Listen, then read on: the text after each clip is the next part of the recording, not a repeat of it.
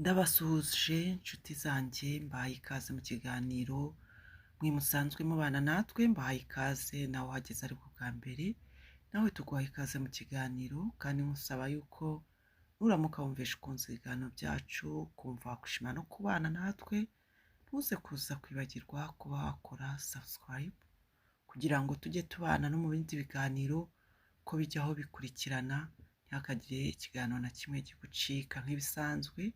Ninjye Jose muri kumwe mu kiganiro cy'uyu munsi. Tudatinze rero uyu munsi tukaba tugiye kurebera hamwe ibyiza 11 byo kurya avoka ku mugore utwite. Ni byiza rero kurya avoka uri umugore utwite. Reka turebere hamwe ibintu 11 byiza byo kuba warya avoka utwite. Karibu mu kiganiro. Avoka rero ni urubuto rwiza cyane ku buryo kururya ku bantu bose by'umwihariko n'abagore batwite ni byiza cyane kuko ni urubuto rukize ku ntungamubiri zigiye zitandukanye. Ni byiza cyane rero ku mugore utwite kuko umugore utwite buriya akenera intungamubiri nyinshi harimo za vitamine ndetse n'ibimurinda indwara. Kurya avoka rero byibuza imwe ku munsi ni kimwe mu byamufasha kubungabunga ubuzima bwe n'ubw'umwana atwite. Reka rero duhere ku cyambere. Icyambere icyiza cya avoka, icyambere ni uko avoka ari isoko nziza ya vitamine B9. Iyi vitamine rero ya B9 initwa kandi folic acid. Bivugwa ko umugore wese uretse kuboneza urubyaro yakoreshaga uburyo burimo imisemburo yaba ibinini, inshinge cyangwa se agapira ko mu kuboko aba ayikeneye. Si uwo mugore gusa waboneje urubyaro uba uyikeneye kuko niyo ataraboneje urubyaro arayikenera cyane. Impamvu ni iyihe? Impamvu ni uko kugira ngo ibice by'umwana bikorwe neza bikenera iyi acide. Iyi acide nyine yitwa acide folique iboneka mu rubuto muri avoka. Kuyibura rero iyi acide folique bishobora gutuma hari ibice bidakorwa neza by'umwana bikaba byakorwa nabi, bityo umwana rero ukabona ni kwa kundi umwana yavukanye ubumuga cyangwa se akavukana ubusembwa runaka. Iyi acide folique rero inarinda kwigunga cyangwa se kuba wabura amahoro cyangwa se kuwondobera. Urabizi abagore benshi bakunda bijya bibabaho cyane kandi bikanarinda no kudatuza. Urumva yuko iyi ari nziza, iyi acide folique cyangwa se iyi vitamine B9 iboneka muri voka.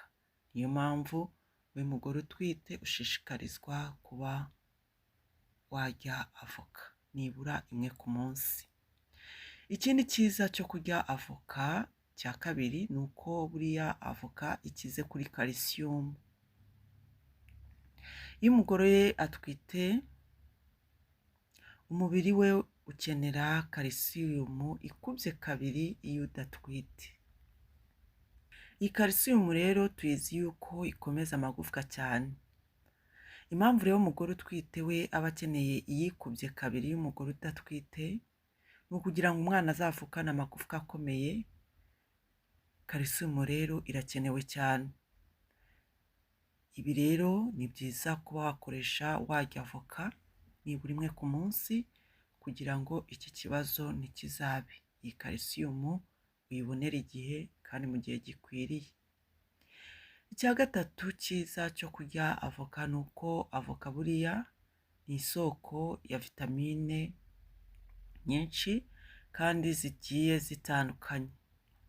Avoka ni rwo rubuto rwa mbere rwuzuye vitamine ibonekamo vitamine A, vitamine C, vitamine E, vitamine K, harimo na vitamine BE, vitamine BD, vitamine B3, harimo kandi na vitamine B5 na vitamine B6 ndetse na vitamine B9.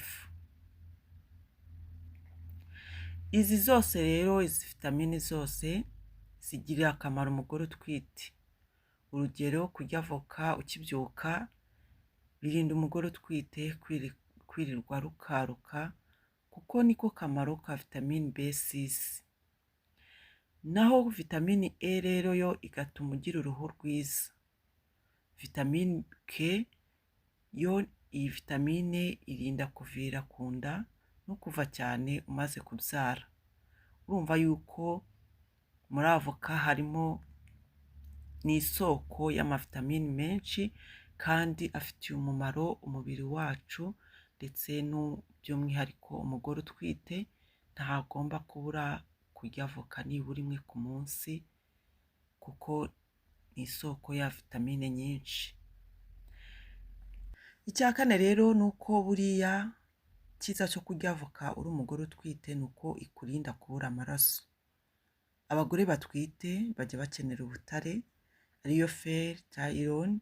Hari ukuntu bajya babaha ibinini birimo nyine ubu butare bwa fer kuko bubarinda kubura amaraso. Nyamara kurya gato, kuba warya avoka buri munsi byagufasha guhangana n'iki kibazo, kuko avoka ubwayo yifitiyemo ubu butare. Muri make rero, iyo uriye avoka ntaho uba utaniye n'umuntu wariye bya binini bya fer cyangwa se bya acide folique, kuko ubwayo avoka ubwayo yifitemo ubu butare.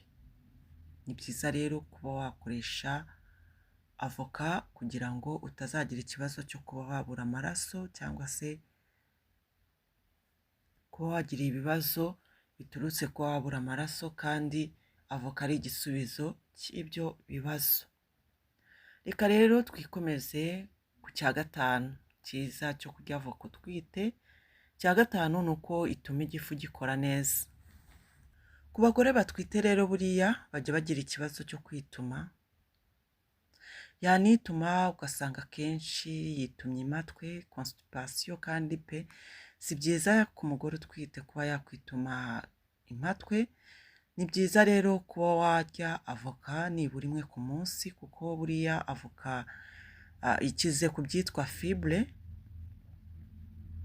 Iyi fibre rero ni nziza kuko igenda kuri twa dutsi dufasha igifu mu kugogora neza ibyo twagiye turya. Ibi bigatuma bifasha turiya dutsi gutuma ibyo umuntu yariye bikorwa neza.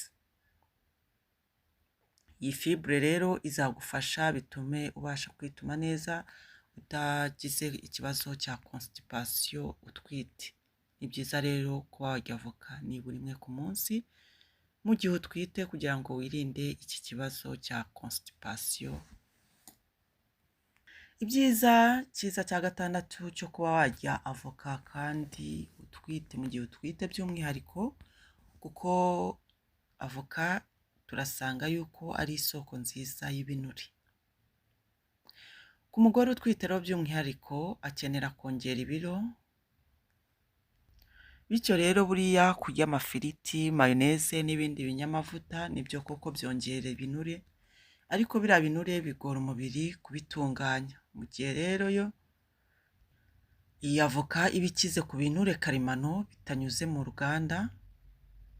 Ibi binure rero byo ni byiza kuko bizorohera umubiri kubitunganya. Kubera ibi binure rero ari byiza kandi ari by'umwimerere, aho kugira ngo urye mayoneze cyangwa se marigarine, ahubwo ku biryo wajya wongeraho avoka, ku mugati ugashyiramo avoka, kuko nabyo ni byiza.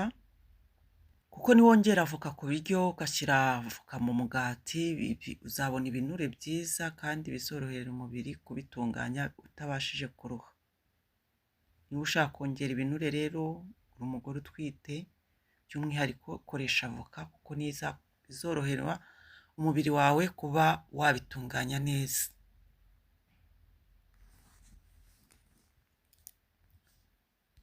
Icya karindwi rero buriya ni uko avoka irinda gutakaza intungamubiri. Ubushakashatsi rero bugiye butandukanye bwagiye bwerekana yuko avoka ubwayo yifitemo ingufu zo gukamura izindi ntungamubiri ziri mu byo wayifatanye nayo.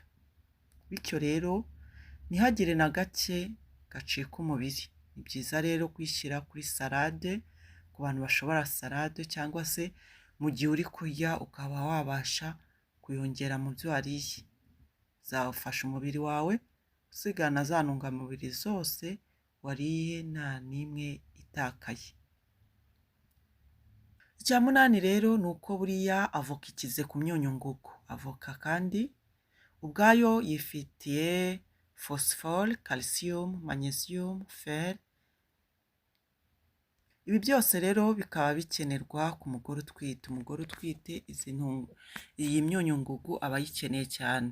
Ni byiza rero kuba warya avoka nibura imwe ku munsi kugira ngo iyi myunyungugu ubashe kuba wayibonera igihe kandi ibe yakugirira n'umumaro. Ni byiza cyane rero ku mugore utwite kuba yakoresha avoka mu kugira ngo iyi myunyungugu abashe kuba yayibonera igihe. Icya cyenda rero ni uko avoka buriya ni nziza cyane kuko igufasha mu gukura neza k'ubwonko bw'umwana.